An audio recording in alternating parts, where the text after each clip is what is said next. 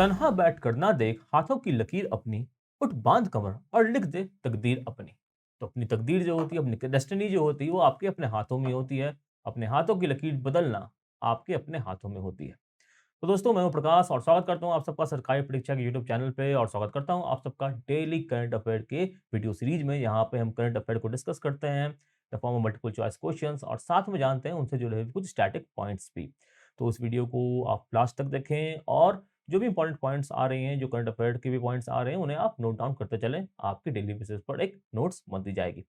तो स्टार्ट करते हैं आज करंट अफेयर को with very first question that is right on screen. प्रश्न कहता है कि for which novel Ruth Ozeki has won women's prize for fiction 2022। Ruth Ozeki ने किस उपन्यास के लिए फिक्शन 2022 के लिए महिला पुरस्कार जीता है? ऑप्शन नंबर ए है the bread, the devil Ned, the sentence, the book of form and emptiness, sorrow and bliss. तो सही उत्तर है option number C, the book of form and emptiness. ध्यान दीजिएगा, book of form of emptiness इस book का नाम है, और जो यहाँ पे जो एम्प्टीनेस दिख रहा है वो रोहन राठौड़ वाला एम्प्टीनेस बिल्कुल नहीं है। और रुथ ओज़की की जो पुस्तक लिखी है 2022 का, इन्हें अवार्ड मिला है। तो इनके बारे में कुछ जान लेते हैं। तो ये जो है बेसिकली जैन बुद्धिस्ट सेक्ट को फॉलो करती है। ये बुद्धिज्म का एक सेक्ट होता है, एक जैसा कि हिंदुइज्म में भी होता है सैविज्म और वेस्टर्निज्म। तो बुद्धिज्म का एक सेक्ट होता है जिसको मिक्सर इंडिया महामहिम बुद्धिज्म सेक्ट और टाओइज्म, दो बुद्धिज्म सेक्ट है, उनका एक मिक्सचर होता है। ठीक है। अब बात करते हैं रूथ ओज़की की, तो ये इनकी चौथी नॉवेल है। और इसमें क्या कहा गया कि 13 वर्ष का एक बच्चा है, बालक है, जिसकी ट्रेजिक इसके पिता की ट्रेजिक डेथ हो जाती है, मतलब दुखद मृत्यु हो जाती है। और उसके बाद उसकी जो आसपास की जो चीज़ें हैं, उससे उसे आवाज़ें आने लगती हैं। कुछ स्ट्रेंजर थिंग्स जैसा यहाँ पे माहौल बनता दिख रहा है। तो ये जो प्राइज़ है, जो इन्हें मिला है, ये किन्हें मिलता है? इसका पहले जानने के पहले इसका फॉर्मली नाम क्या है? इसका फॉर्म नाम है ऑरेंज एंड और बेलीज़ प्राइज़, ये इसके नाम है, ठीक है? और इसको 1996 से इस ये अवार्ड को दिया जा रहा है। और ये कैसे अवार्ड को दिया जाता है? ये फुल लेंथ नॉवल को दिया जाता है बस, ठीक है? जो फुल लेंथ नॉवल होते हैं, शॉर्ट स्टोरीज़ को नहीं दिया जाता है, फुल लेंथ नॉवेल्स को दिया जाता है, जो कि किसी महिला ने लिखे हैं और अंग्रेजी में लिखा हुआ है और यूके में पब्लिश किया हो गया है। इतने सारे कंडीशंस हैं इस बुक को लेके। तो ये सारे कंडीशन को बुक फॉलो करती है। तो आगे बढ़ते हैं इसी के साथ, अगले सवाल पे बढ़ते हैं। सवाल संख्या 2 कहता है कि who has won the title of Asians junior squash championship 2022 in the girls under 15 category. लड़कियों के अंडर 15 वर्ग में एशियाई जूनियर स्क्वैश चैंपियनशिप 2022 का खिताब किसने जीता है? ऑप्शन नंबर ए है अनाहत सिंह, बी है विटनी इजाबल विल्सन, सी है आर्डिया अडवाणी, या डी है जूही कालटुकर। सही उत्तर है option number A, Anahat Singh. Anahat Singh जीता है गोल्ड मेडल। बहुत बड़ी बात है। कहाँ जीता है इन्होंने गोल्ड मेडल? इन्होंने जीता है पटाया में होने वाले जूनियर स्क्वैश चैंपियनशिप में। Okay, Asian junior squash championship में। तो फाइनल इन्होंने जीता बिना किसी को, मतलब बिना कोई गेम को हारे ये फाइनल पहुंची, और फाइनल भी इन्होंने जीता। इन्होंने हारा मलेशिया के टॉप सीडेड, या टॉप सीडेड मतलब जो वो टूर्नामेंट होता है, वहाँ जो टॉप सीडेड खिलाड़ी का मतलब होता है, वहाँ पे उसकी रैंकिंग सबसे अच्छी हो, यानी कि एक तरह से कहें तो उसके जीतने की संभावना सबसे अधिक मानी गई है। तो मलेशिया की थी विटनी इज़ाबेल, इसे इन्होंने हराया है। और ओनली इंडियन गर्ल है ये, एकमात्र भारतीय लड़की हैं जिन्होंने यूएस जूनियर ओपन जो है वो जीता हुआ है, ठीक है? यूनियन जूनियर ओपन इन्होंने जीता हुआ है। और यंगेस्ट प्लेयर है इंडिया की जो वर्ल्ड जूनियर स्क्वैश चैंपियनशिप में भारत का प्रतिनिधित्व करने वाली है, जो कि फ्रांस में होने वाला है, ठीक है? तो बहुत ही गर्व की बात है। अनाहत सिंह, इन खिलाड़ियों के बारे में हमें जानना चाहिए। एग्ज़ाम में इनके बारे में तो पूछा ही जाता है, साथ ही साथ हमें जानना चाहिए क्योंकि जो क्रिकेट के अलावा जो अन्य खेल है, उसमें भारत का प्रदर्शन कैसा रह रहा है, ठीक है? बढ़ते हैं आगे अगले सवाल पर। सवाल संख्या 3 कहता है कि where have Indian scientist recently discovered a new thick thumbed bat species. हाल ही में भारतीय वैज्ञानिकों ने एक नई मोटी अंगूठी वाले चमगादड़ की प्रजाति की खोज की है। ये कहाँ की है? Option number A Mizoram, B Meghalaya, C Manipur, या डी नागालैंड। सही उत्तर है option number B, Meghalaya. Meghalaya में एक नए मोटी अंगूठी वाले चमगादड़ की खोज की गई है। जानते हैं इसके बारे में। तो इसका नाम क्या रखा गया? मेघालय के नाम पर लग दिया है, गिलोपोडस मेघालयास, ठीक है? मेघालय ने अपने 50 वर्ष स्थापना के पूरे किए हैं इस वर्ष। तो मेघालय के नाम पर ही है। और प्रेजेंट डिस्कवरी में जो है ये कहा गया कि साउथ एशिया में पाए जाने वाले जीव है, ठीक है? और मेघालय का थिकथम के नाम, थिकथम बैट जो है इसका ऐसे कॉमन नेम है। ये तो एक साइंटिफिक नेम हो गया, और कॉमन नेम इसका क्या है? मेघालया थिकथम्ड बैट, ठीक है?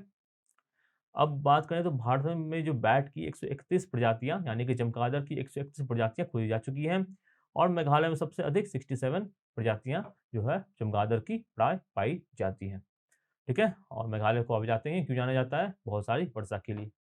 ठीक है, तो आगे बढ़ते हैं अगले सवाल पे। सवाल संख्या 4 कहता है कि who has been appointed as chief justice of Delhi high court?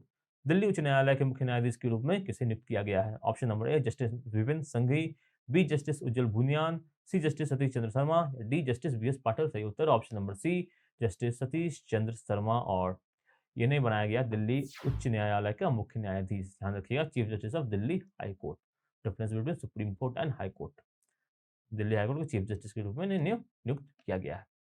तो इसके बारे में नोटिफिकेशन जारी किया गया था ministry of law and justice के द्वारा कि 6 हाई कोर्ट्स में जो है नियुक्तियां की जाएंगी। सतीश चंद्रा हैं chief justice Telangana high court के पहले थे, अब दिल्ली हाई कोर्ट के हैं। विपिन संघवी जो है एक्टिव चीफ जस्टिस हैं दिल्ली हाई कोर्ट के, उन्हें अब बना दिया गया है उत्तराखंड में। और जो Ujjal Bhuyan of Telangana high court है, उन्हें चीफ जस्टिस ऑफ तेलंगाना बना दिया गया है। ठीक है, तो ये इंपॉर्टेंट अपडेट्स हैं, इन्हें आप याद रखें। चीफ जस्टिस ऑफ तेलंगाना कौन है, किन्हें बनाया गया है? उज्जवल भुयान को। ठीक है, ये नाम इंपॉर्टेंट है। साथ ही साथ नाम इंपॉर्टेंट सतीश चंद्र शर्मा का, जिन्हें कि दिल्ली हाई कोर्ट का बनाया गया है चीफ जस्टिस। पहले ये तेलंगाना हाई कोर्ट के थे। ठीक है, और जो विपिन संघवी हैं, इन्हें जो है उत्तराखंड में बनाया गया है चीफ जस्टिस उत्तराखंड के हाई कोर्ट का। ठीक है, ये 3 नाम जो है इंपॉर्टेंट है, इन्हें आप अच्छे से याद रखें। तो अब बढ़ेंगे आगे अगले सवाल पर, और साथ ही साथ जो अन्य अपॉइंटमेंट हुए आपको वो भी ध्यान रखना है और इनके बारे में पढ़ना है कि कौन-कौन सी जगह पे चीफ जस्टिस की बहालियाँ हुई हैं। देखिए, हिमाचल प्रदेश, उत्तराखंड, राजस्थान को इन सब जगहों पे जो है नई चीफ मिनिस्टर्स की जो है नियुक्तियाँ की गई हैं। ठीक है? आगे बढ़ते हैं अगले सवाल पे आते हैं। सवाल संख्या 5 कहता है कि what is the theme of international yoga day 2022? अंतर्राष्ट्रीय योग दिवस 2022 का विषय क्या है? ऑप्शन नंबर ए है ए योगा फॉर हेल्थ स्वास्थ्य के लिए योग, बी योगा फॉर पीस शांति के लिए योग, सी योगा फॉर वेल बीइंग कल्याण के लिए योग, या डी योगा फॉर ह्यूमैनिटी मानवता के लिए योग। सही उत्तर ऑप्शन नंबर डी मानवता के लिए योग। ये थीम है अंतर्राष्ट्रीय योग दिवस 2022 का, जो कि भारत का इनिशिएटिव था, प्रधानमंत्री नरेंद्र मोदी जी का इनिशिएटिव था योगा डे। और 2022 का ये योगा डे है, ये प्रधानमंत्री जी अलग-अलग जगह पर जाके योगा परफ़ॉर्म करते हैं। इस वर्ष वो मैसूरू गए थे कर्नाटका में। थीम्स तो पता ही है, योगा फॉर ह्यूमैनिटी। और नरेंद्र मोदी जी ने 2014 में ही इसकी बात की थी कि इंटरनेशनल योगा डे एक होना चाहिए, और तब से ये मनाया जा रहा है कब? 21 जून को हर वर्ष। ठीक है? थीम याद रखिएगा, इंपॉर्टेंट है एग्ज़ाम के लिए, योगा फॉर ह्यूमैनिटी। इसी के साथ बढ़ते हैं आगे अगले सवाल पर। सवाल संख्या 6 आपके स्क्रीन पे पड़ रहा है ये। सवाल कहता है कि recently Benedetta Pilato has won the women's 100 metre breast stroke world title. He is a player of which country? हाल ही में बेनेडिक्टो पिलाटो ने महिलाओं की 100 मीटर ब्रेस्ट स्ट्रोक विश्व का खिताब जीता है। वो किस देश के खिलाड़ी हैं? Option number A Italy, B America, C France, या डी पुर्तगाल। सही उत्तर ऑप्शन नंबर ए इटली। तो इटली की हैं बेनेडिक्टो पिलाटो, इन्होंने जीता है ब्रेस्ट स्ट्रोक में गोल्ड मेडल। ये किस तरह का स्विमिंग है? ये एक तरह का स्विमिंग है जिसमें कि जो स्विमर है वो अपने छाती और सिर्फ़ क्या कहें कि पैरों का इस्तेमाल करके तैरता है। इसमें वो रोटेट नहीं हो सकता। जैसे कि आप देखते होंगे कि स्विमिंग करते करते टाइम जो स्विमर्स होते हैं, वो चारों तरफ गोताखोरी करते हुए वो स्विम करते हैं। तो उस तरह का नहीं है ये, एक सीधी तरीके से आपको उसमें करना पड़ता है, ठीक है? स्विम करना पड़ता है, उस तरह का ये कैटेगरी होता है। तो इन्होंने ये खिताब जीता है, और इटली का ये सेकंड गोल्ड मेडल इस टूर्नामेंट में, और थर्ड वर्ल्ड चैंपियनशिप है जो इन्होंने जीता है। ठीक है, she has won the women's 100 metre breaststroke final by a fingernail. मतलब एक छोटी सी एक रोमांचक मुकाबले में बेसिकली कहें, इन्होंने जीता है अपने कॉम्पिटिटर को, उन्हें काफी कम अंतर से हराया है। तो इनका नाम इंपॉर्टेंट है, नाम याद रखें, बेनेडिक्टो पिलाटो। कहाँ से हैं? इटली से हैं। ठीक है, ये तो इन्फॉर्मेशन आपको याद रखना है। आगे बढ़ेंगे अगले सवाल पे। सवाल संख्या 7 कहता है कि in which river of Cambodia is the world's largest freshwater fish is found? Cambodia की किस नदी में दुनिया का सबसे बड़े मीठे पानी का मछली मिला है? ऑप्शन नंबर ए है टोनले सैप रिवर, बी है संगेक रिवर, सी है मेकोंग रिवर, या डी है हाओ रिवर। सही उत्तर option number C Mekong river. Mekong river कहाँ पाया जाता है? कंबोडिया में पाया जाता है। कंबोडिया देखो ये रहा। तो ये विश्व का सबसे बड़ा जो है फ्रेश वाटर फिश है, मेकोंग में रिवर में पाया गया है। ये आप देख सकते हैं, इसकी तस्वीर है। तो ये कुल 4 मीटर का है, मतलब ये जो लेंथ है इसकी 4 मीटर की है, और 300 केजी किलोग्राम इसका वज़न है, ठीक है? इससे पहले जो पाया गया था, उसका वज़न था 293 केजी का, मतलब इससे पहले जो सबसे बड़ा फ्रेश वाटर फिश था, उसका वज़न था 293 केजी का, ठीक है? तो मेकोंग को जो है कहाँ-कहाँ से नदी बहती है? चाइना से बहती है, म्यांमार, लाओस, थाईलैंड, कंबोडिया, इन नदियों ये जो इन देशों से ये नदी बहती है, ठीक है? और बहुत सारे इसमें बड़े-बड़े फ्रेश वाटर फिश आपको देखने को मिलेंगे मेकॉन्ग की नदी में। तो लोकल लोगों ने यानी कंबोडिया के लोगों ने इसका नाम दे क्या दिया है बोरामी, ठीक है? जिसका मतलब है फुल मून और फुल मून इसलिए भी दिया क्योंकि फुल मून डे के दिन ये पाया गया था, खोजा गया था मतलब। आगे बढ़ते हैं सवाल संख्या संख्या 8 पे आते हैं। ये कहता है कि which union minister has launched an innovative project NIPUN national initiative for promoting upskilling of Nirman workers? किस केंद्रीय मंत्री ने एक अभिनव परियोजना निपुण निर्माण श्रमिकों के अपस्किलिंग को बढ़ावा देने के लिए एक राष्ट्रीय पहल की शुरुआत की है? ऑप्शन नंबर ए है हरदीप सिंह पुरी, बी है नितिन गडकरी, सी है डॉक्टर महेंद्र नाथ पांडे या डी है अमित शाह। सही उत्तर option number A Hardeep Singh Puri, ठीक है। तो हरदीप सिंह पुरी जो है union affair ministers of union affair ministers हैं और अर्बन अफेयर मिनिस्टर्स हैं। इसका मतलब होता है कि जो नगर के अफेयर्स के ये मिनिस्टर्स हैं। उन्होंने लॉन्च किया है national initiative for promoting upskilling of Nirman workers. निर्माण वर्कर्स मतलब वो वर्कर्स जो कि घर बनाते हैं, घरों का निर्माण करते हैं, उनके लिए उन्होंने एक जो है प्रोजेक्ट निपुण लॉन्च किया है, जिसमें क्या होगा कि उनकी अपस्किलिंग की जाएगी, उन्हें नए-नए तरीक़ा के तकनीक बताए जाएँगे मजबूत मकान बनाने के। तो दीनदयाल अंत्योदय योजना जो है, उसके अंदर ही ये निपुण स्कीम है। इसका फ्लैगशिप स्कीम एक स्कीम है, उसके अंदर कई सारे स्कीम उसको मतलब आगे बढ़ाने के लिए होते हैं। तो दीनदयाल अंत्योदय योजना के तहत ही जो है वो निपुण स्कीम को लाया गया है, ठीक है? तो इसमें एम क्या है कि 1 लाख से ऊपर कंस्ट्रक्शन वर्कर को ट्रेन करना है, उनकी अपस्किलिंग का काम करवाना है, ठीक है? तो और इन्हें क्या हुआ कि इन्हें भारत में साथ काम करने के साथ-साथ इन्हें फॉरेन कंट्रीज़ में भी काम करने का अवसर प्राप्त हो सकता है, ठीक है? बढ़ेंगे आगे अगले सवाल पर। सवाल संख्या 9 कहता है कि which of the following organization from India has been announced as prime minister's award for outstanding contribution toward the development and promotion of yoga for the year 2021?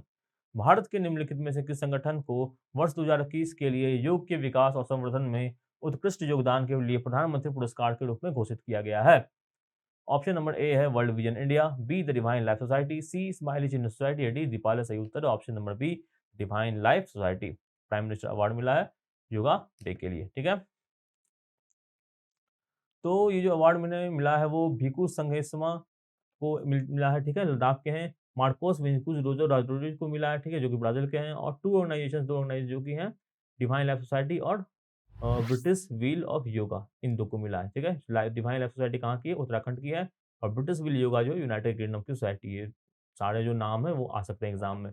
Micro संकोसव का, मार्कस विनिकोस का, ठीक है, डिवाइन लाइफ सोसाइटी और British wheel of yoga का। तो winner को क्या दिया जाता है? ट्रॉफी दिया जाता है और 25 लाख रुपए दिया जाता है। अभी हाल ही में योगा डे हुआ है और इस पे अवार्ड्स की घोषणा की गई है, ठीक है। पढ़ते हैं अगले सवाल पर। सवाल संख्या 10 कहता है कि Gustavo Petro has become the first leftist president of which country? Gustavo Petro किस देश के पहले वामपंथी राष्ट्रपति बने हैं? ऑप्शन नंबर ए है कोलंबिया, बी है रवांडा, सी है बोलिविया या डी है उरुग्वे। सही उत्तर है ऑप्शन नंबर ए कोलंबिया। तो गुस्तावो पेट्राहॉस जो है वो कोलंबिया के पहले वामपंथी राष्ट्रपति बने हैं। इनके बारे में बताएँ तो ये पहले गुरिल्ला जो पेट्रोल होता था मतलब जो नक्सली जो हमारे यहाँ होते हैं बेसिकली वो गुरिल्ला वारफेयर का जो तरीका इस्तेमाल करते हैं और तो वैसा ही कुछ ये काम ये पहले करते थे। इन्होंने हराया रोड्रिगो फर्नांडिस को और काफ़ी अच्छी मार्जिन से ये इलेक्शन जीते हैं। तो इनका नाम याद रखिएगा, क्या नाम है इनका? गुस्तावो पेट्रो, ठीक है? प्रेसिडेंट इलेक्ट हैं ये कोलंबिया के। और ये भी बात इम्पोर्टेंट है कि कोलंबिया में ये पहली लेफ्ट की सरकार बनी है, उसके ये प्रेसिडेंट हैं, ठीक है?